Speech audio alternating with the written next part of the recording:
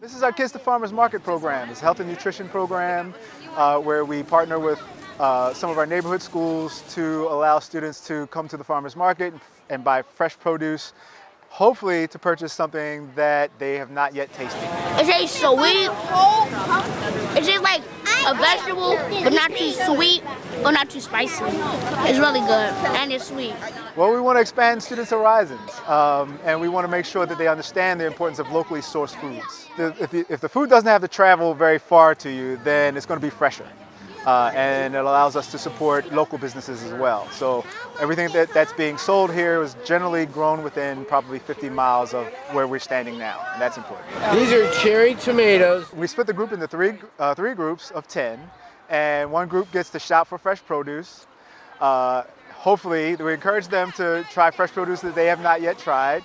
One group gets a healthy cooking demo, and the third group gets a nutrition workshop. We rotate twice until every student gets to do all the activities. We got whipped cream.